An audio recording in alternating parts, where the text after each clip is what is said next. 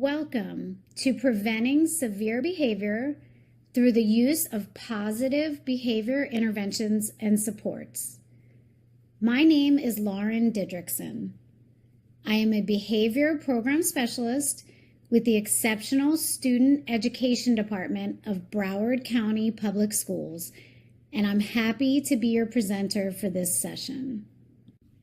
Today's agenda begins with an introduction of House Bill 149, which prompted this mandatory training. Next, our topic for today, Positive Behavioral Interventions and Supports, or PBIS for short, will be defined and described. Examples of general and specific PBIS strategies will be provided so you can begin the year with several concrete positive behavioral intervention ideas to practice. Finally, the session will end with a list of additional available district trainings that provide related and more in-depth information on the content presented today. House Bill 149 was recently enacted by the Florida State Legislature and became effective on July 1st, 2021. It's a law that pertains to students with disabilities in public schools. The law identifies a need to reduce the use of restraint amongst students with disabilities in public schools. Restraint is defined in the law as significant physical force applied by a teacher or other staff member to restrict the movement of all or part of a student's body.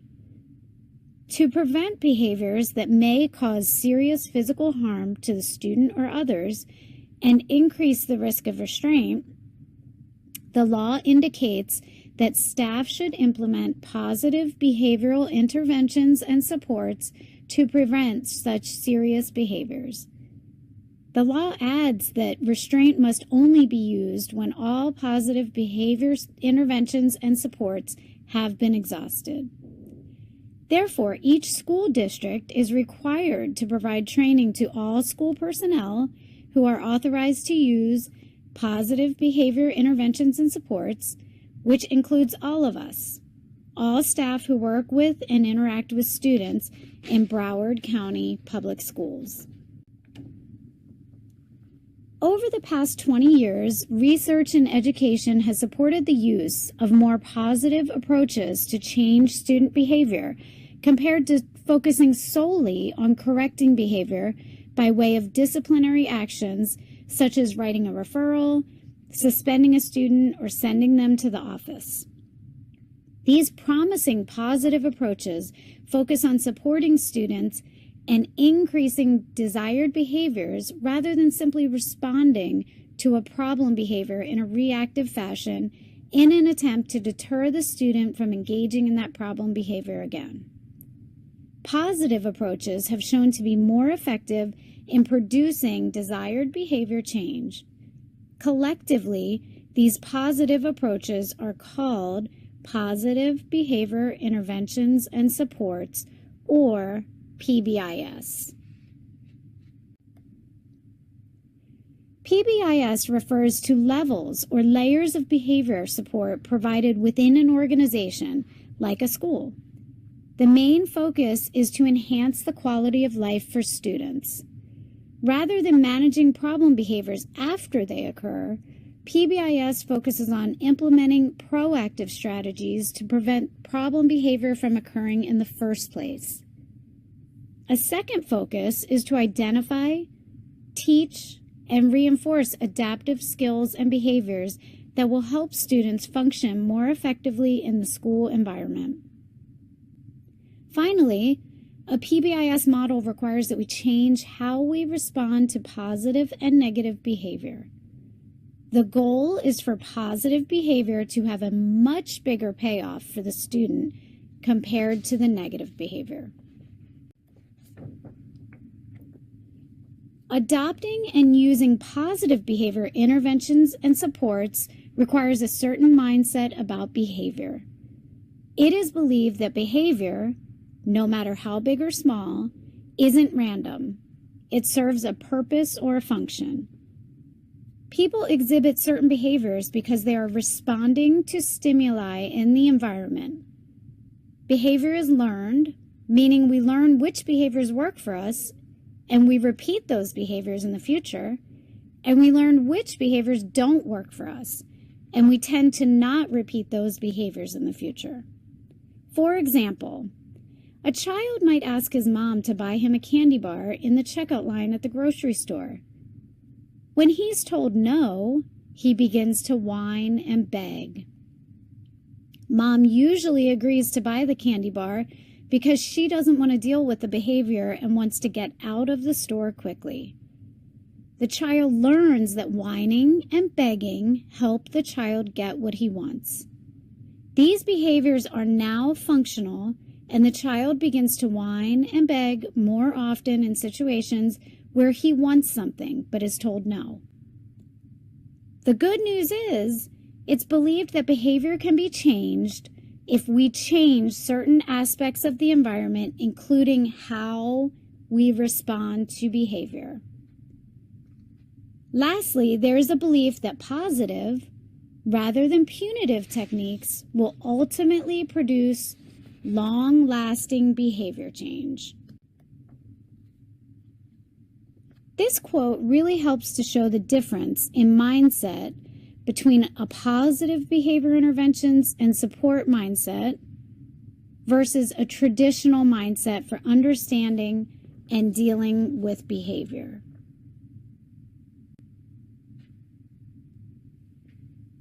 Now, please take a moment to answer the following question. What does PBIS stand for? Proactive Behavior Intervention Systems? Positive Behavioral Interventions and Supports? Preventative Behavioral Intervention and Strategies? Or Positive Behavioral Intervention Strategies? If you answer B, you are correct. PBIS stands for Positive Behavioral Interventions and Supports. The next few slides will cover some general positive behavioral intervention strategies that are good to use with all students, even if you don't know that much about them yet, which is likely the case at the beginning of the year. Maximize relationships with the students you serve. Preventing serious behavior begins with a good relationship. If you have a good relationship with a student, you have a better chance at being calm and being able to calm them down when they are upset.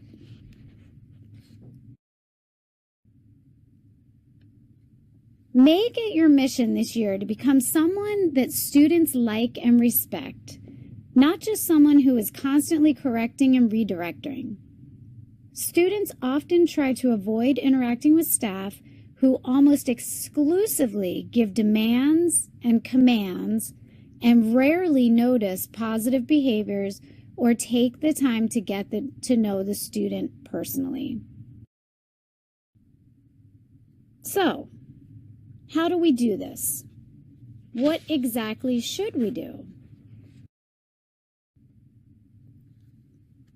To put it simply, have more positive interactions than negative interactions with your students. This quote from the book, Coaching Classroom Management, Strategies and Tools for Administrators and Coaches, reminds us of the importance and effectiveness of such a simple strategy. Along with proactively teaching expectations, the single most effective step teachers can take to connect with students and improve overall classroom climate is to increase the number of positive interactions they have with each student relative to negative interactions. A positive interaction is simply paying attention to and interacting with a student when they are displaying expected behavior. The interaction can be general, such as a greeting, You could greet the student at the classroom door or simply start a conversation with the student to find out about their weekend. The interaction can also be more specific, such as providing specific praise or positive feedback for a particular expected behavior. Another example of a positive interaction can be delivering a token or a point to a student according to a specific positive behavior reinforcement system that you have in place. Conversely, a negative interaction would be attending to a student when they are off task, disruptive, or displaying unexpected behavior. This can come in the form of giving a reminder, reprimand, correction, warning, or delivering a negative or punitive consequence. The idea isn't to never correct or redirect. It's to make sure that you're spending more time interacting positively with students. Each time you interact with a student and show an interest, it's like you're making a deposit in their attention bank. More positive interactions leads to students feeling valued, acknowledged, and wanting to follow rules and achieve your expectations for success. Therefore, if you make enough deposits, there will be reserved capital for times when you have to make a withdrawal for unexpected or undesired behavior. In the past, the literature recommended a ratio of at least 3 positive interactions to every 1 negative interaction. But recent research indicates a ratio of at least 5 to 1 and as high as 8 to 1 for students served in an intensive setting. Let's take a moment to answer the next ASR. What is the minimum recommended ratio for positive to negative teacher-to-student interactions based on recent research? If you said C, you are correct. The ratio is 5 to 1. In addition to maximizing relationships with students this year, maximize their choices. Choices give students some power and control over what they do and is a great preventative strategy. Think about the choices that your students get to make on a daily basis. How often do you provide choices? A choice is not giving an ultimatum like sit down and do your work or go to timeout. It's your choice. Choices should be meaningful and given to students when they are faced with a task that you know is unpleasant in an effort to prevent escalated behavior. For example, a student may not want to participate in the small group lesson at all, but they may accept if they get to choose how long they can participate before taking a break. Or a student may not want to go do math problems at all, but may accept the assignment more easily if they get to pick which 5 out of the 10 problems they will do.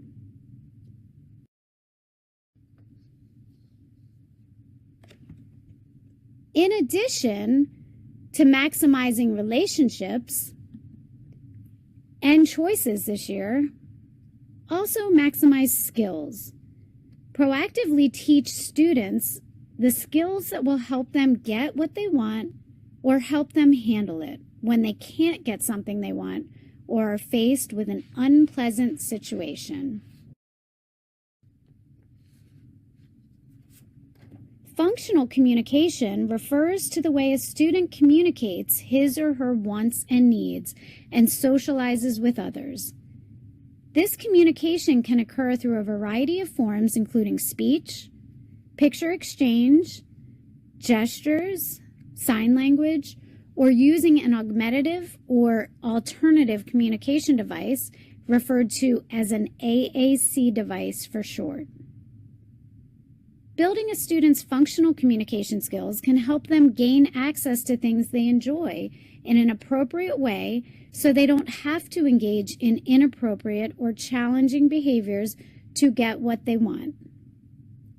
For example, when a student becomes very frustrated during a task, she can use functional communication instead of challenging behavior to escape the task by saying, "I need a break." Saying, "I need a break" allows the student to briefly escape the demand and prevents more serious behaviors from occurring. Building a set of coping or self-management skills will help a student handle it when they can't get something they want or are faced with an unpleasant situation.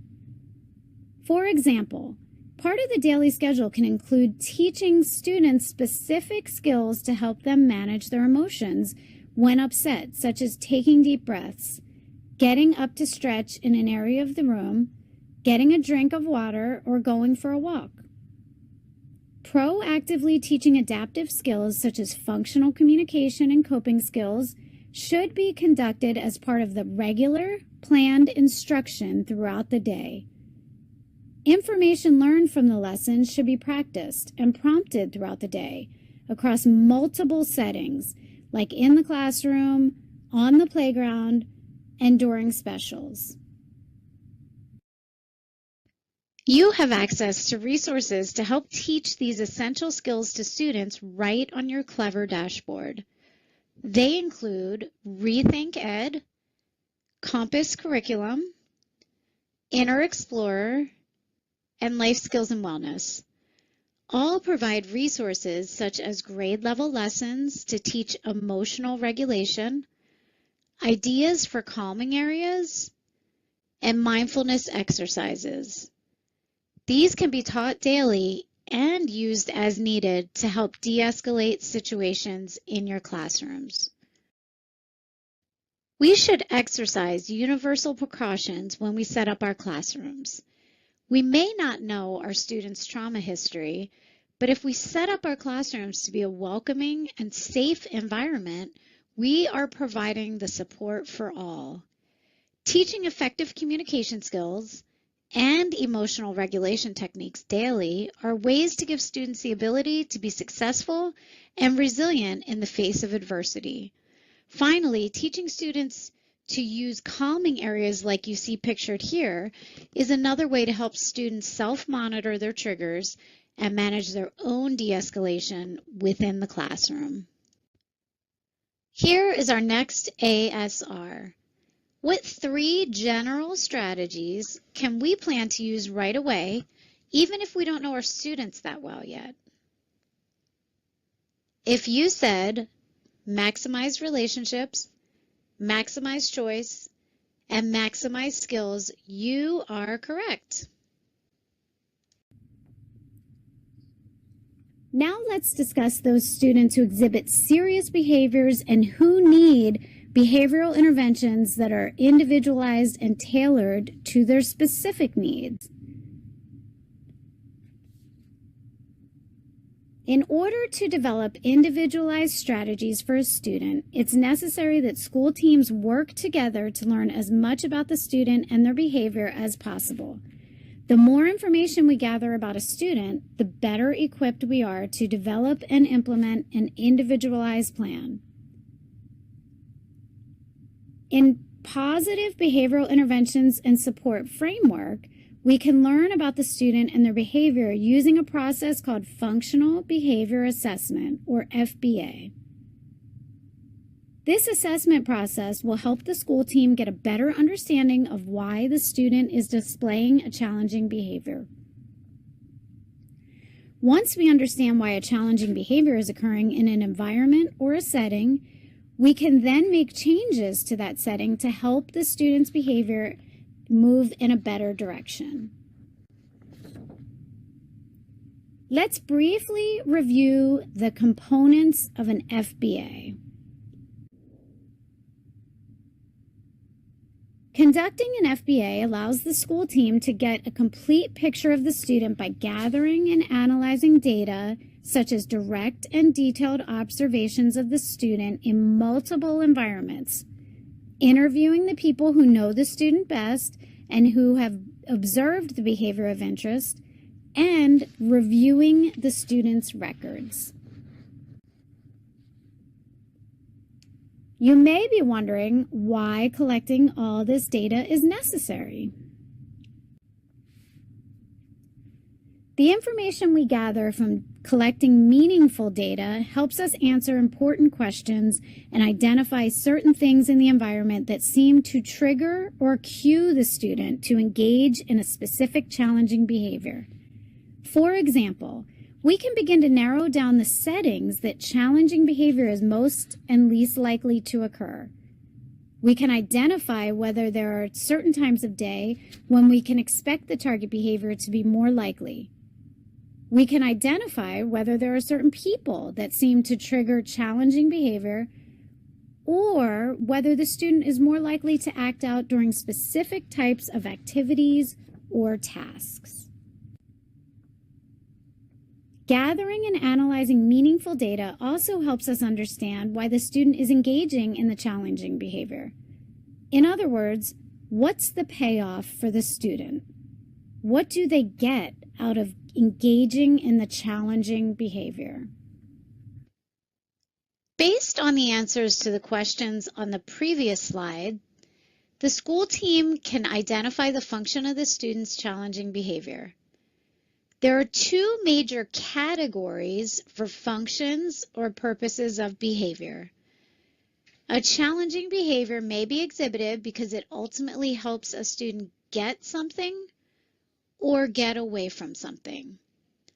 For example, a student may learn that ripping up an assignment and shutting down by putting his or her head down on a desk during difficult assignments results in a significant amount of attention and help from staff, so they are more likely to repeat these negative behaviors in the future when faced with a similar difficult task. Or a student may learn that refusing to walk into a noisy cafeteria and pulling away from staff helps them avoid entering the cafeteria. Now the student is more likely to exhibit these challenging behaviors as soon as the teacher announces that it's time for lunch, so that they can avoid having to enter the cafeteria. Great, so what? At this point, you may be wondering what we do with this information. It's one thing to identify the function that a behavior serves, and another to be able to then develop appropriate strategies for improving behavior. The individualized behavioral intervention strategies are written down in a plan called a Behavior Intervention Plan, or BIP for short. Unlike using disciplinary actions such as a referral, suspension, or being sent to the office as a means to correct a student's behavior, a BIP outlines a number of strategies that staff can implement to prevent the student from engaging in challenging behavior. It identifies skills that the student needs to be taught in order to help them become more successful at getting their wants and needs met, and it helps them to cope with unpleasant situations and outlines how staff will respond to both challenging and desired behavior. A comprehensive BIP is much more likely to result in long-lasting, positive change for a student compared to simply reacting to challenging behavior in a disciplinary fashion. For the remainder of this training, we will cover some examples of prevention strategies that may be included in a student's BIP. These strategies are geared toward preventing behaviors that may cause serious physical harm to the student or others, which is the priority of HB 149. As a reminder, prevention strategies are things that we do as staff. It includes how we arrange the environment to prevent challenging behaviors. FBA data may uncover that a challenging behavior is related to a basic need that is not being met. For example, a student may be more likely to exhibit challenging behavior when hungry, thirsty, tired, or sick. Consider this example. Daniel comes into his middle school classroom looking very sleepy. The teacher learned that Daniel is much more likely to get into a fight and that he does not pay attention very well when he's sleepy. Daniel's BIP could describe how his teacher will pull him aside when he looks sleepy and ask him if he got enough sleep the night prior. If he says no, the teacher will allow Daniel to take a 15-minute power nap in a designated area.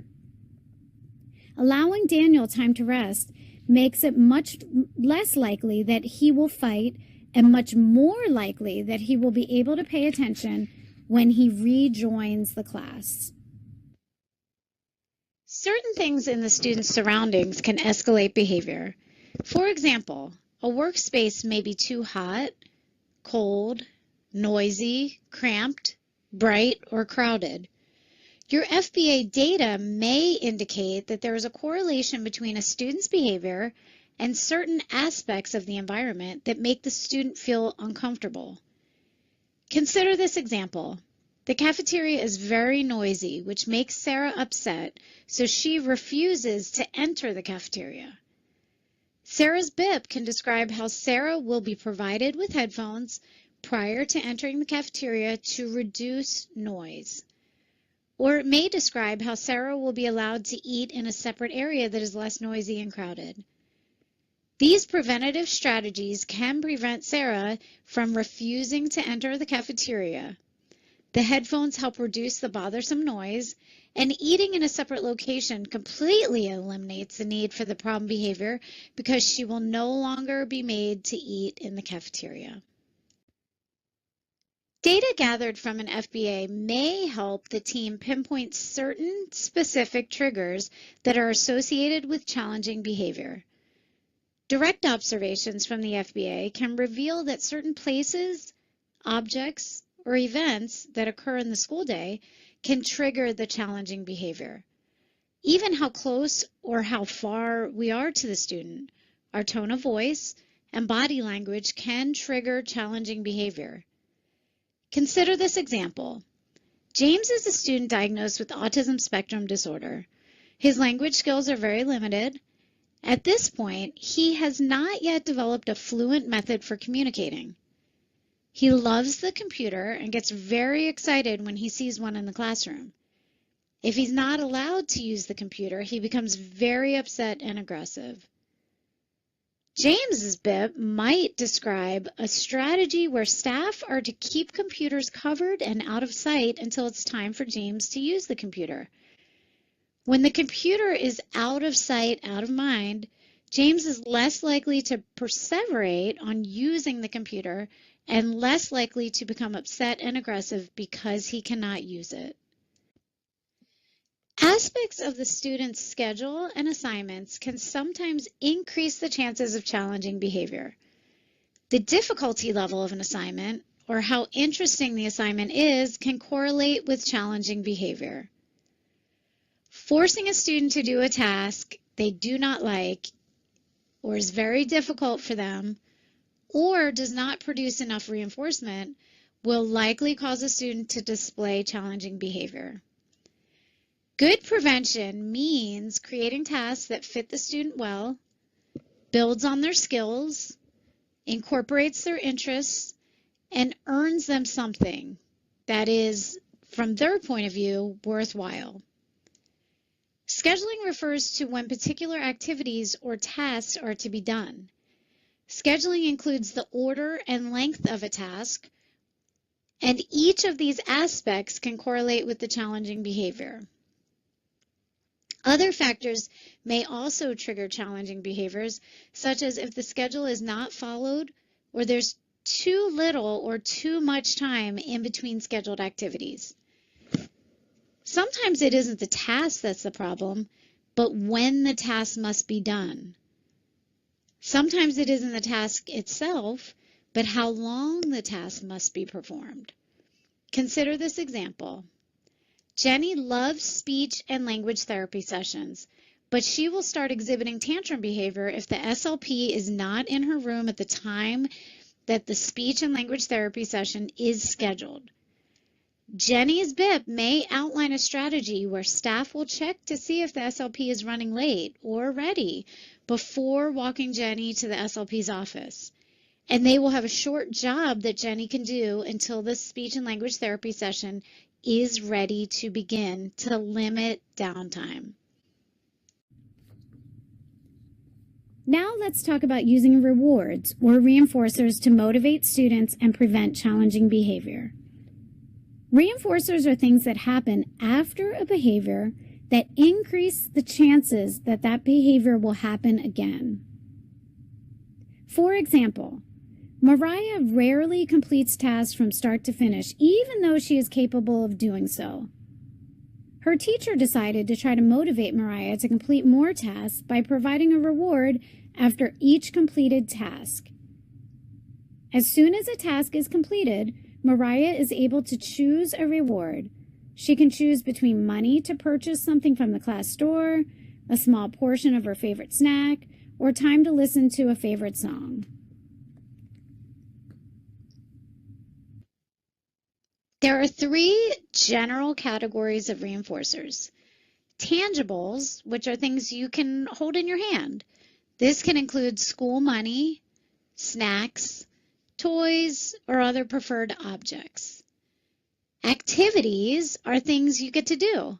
This can include things like going to the playground on campus, time on the computer, visiting a favorite staff member, or helping out in another class. And social interactions include attention from others.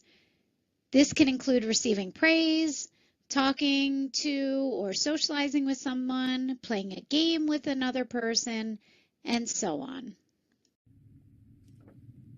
Many times, severe challenging behavior occurs when students are required to do something that results in either very little or no reinforcement at all, or results in something that they really don't like or want. Students are more likely to comply with directions to complete required tasks when they like the activity itself or they like what the activity will get them after they finish.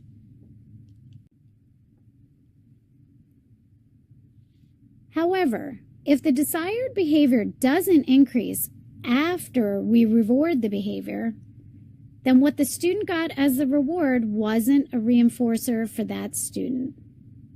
Just because a student likes something and they talk about it a lot doesn't necessarily mean it will function as a reinforcer, meaning it will motivate them and increase the desired behavior.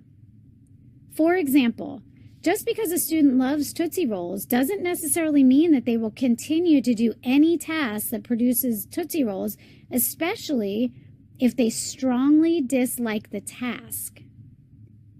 The size and the value of the reinforcer must also be great enough to match the task difficulty or unpleasantness. We all like to receive money, but we might think twice about agreeing to complete a very difficult, dangerous, or labor-intensive job for a couple of dollars. How many of us would look for another job if we got the same pay, but now we have to work extra hours each day or shift?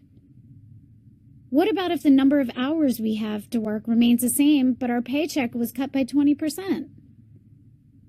Oftentimes, people object to cuts in the reinforcer more quickly than increases in the work requirement, but this isn't always the case. If there is an imbalance between the workload and the amount of reinforcement, the student is more likely to engage in escape behavior, which could be an appropriate pre-taught skill, such as asking for a break. But if we don't teach students new skills to replace the challenging behavior, they are likely to resort to maladaptive habits like aggression or property destruction to escape the task.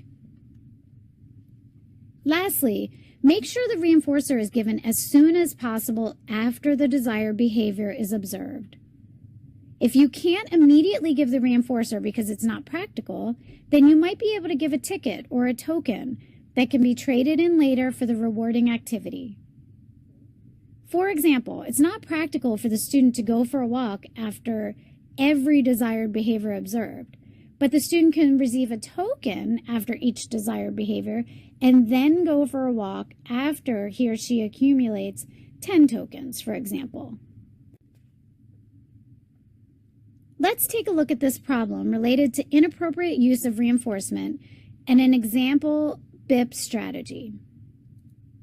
Toby is currently able to earn a star at the end of the day if he has a good day. If by Friday he has 5 stars, then he gets to pick something from the treasure box. This intervention doesn't appear to be successful because when staff try to get Toby to do his work, he often becomes aggressive. It's no surprise this intervention isn't effective for a few reasons. What constitutes a good day is very vague, and there appears to be a mismatch between the expectation required and the amount of reinforcement. Toby has to be good the entire day simply to receive 1 star at the end of the day, and he has to be perfect all week to get 1 item from the treasure box. Staff revised the intervention in Toby's BIP. To prevent aggressive behavior, Toby now has the opportunity to earn 1 star after each assignment he completes and each activity he participates in. At the end of each day, Toby counts the number of stars he's received throughout the day, and if he has at least 3, which was set as a very doable starting point for him to build success, then he may choose an item from the treasure box. Okay, everyone, here's our last ASR, true or false. Giving stickers at the end of the week to all students in the class will be an effective reinforcer for every student and every behavior. If you said false, you are correct. Reinforcers vary from person to person. The value or amount of reinforcement should match specific desired behaviors, and timing of delivery of the reinforcement should be close in time to the desired behavior. The last, but certainly not least important piece of PBIS is to monitor the outcomes of interventions. Once an individualized behavior intervention plan, or BIP, is developed, it must be written and training should be provided to staff who are expected to carry out the plan. The student's progress should be monitored over time so the team can see what effect the interventions have on the student's behavior. The keys to a successful PBIS intervention are consistent implementation of interventions and frequent data collection to monitor outcomes. I hope you enjoyed the presentation and will consider implementing at least one of the strategies this school year. For more information on the content presented today, there are several professional learning opportunities that relate to much of what was covered. I'll first discuss ones that you can search and register for in lab. Classroom Behavior Strategies covers the foundations of a well-managed classroom, such as building solid relationships with students, setting up classroom expectations, scheduling, increasing engagement, and using reinforcement. Strong Connections Tier 3 De-escalation will help participants better understand the cycle of acting out behavior and provide information on how to respond to students in each phase of the acting out cycle. The objective of this workshop is to equip educators with the skills they need to effectively manage behavior in the classroom and prevent behavior from escalating to the point where instruction is significantly disruptive and there is an increased risk of injury to the student or others.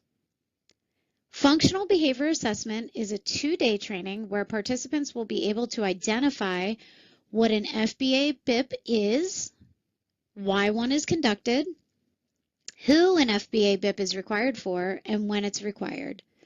The training also covers each step of how to conduct an FBA and develop a BIP. If you want more information about figuring out the function or purpose of your students' behaviors, this is the course for you. And all schools are expected to have an FBA BIP trained team. These next trainings cannot be accessed in lab. Monthly behavior technician meetings are monthly offerings facilitated by the ESE behavior team and are for district and school-based behavior technicians to learn the principles of applied behavior analysis and practical strategies to assist all students with challenging behaviors. Please consult with your administration and ESE program specialist for behavior for more information. PBS, Understanding Student Behavior, is a facilitated PDA course. PDA stands for Professional Development Alternatives. This course provides information on how to assess, design, and implement and monitor positive behavior supports. It enables educators to develop, increase, and demonstrate knowledge of the components within the positive behavior support process and provides intensive support to teachers to help them address the needs of students with more challenging behaviors. And finally, professional crisis management training. Only a principal can submit a request for select staff to become professional crisis management or PCM practitioners. Principals are encouraged to speak to their ESE behavior program specialist for more information, including the criteria and requirements for a team to be trained in PCM. Thank you, and I hope you have a wonderful school year.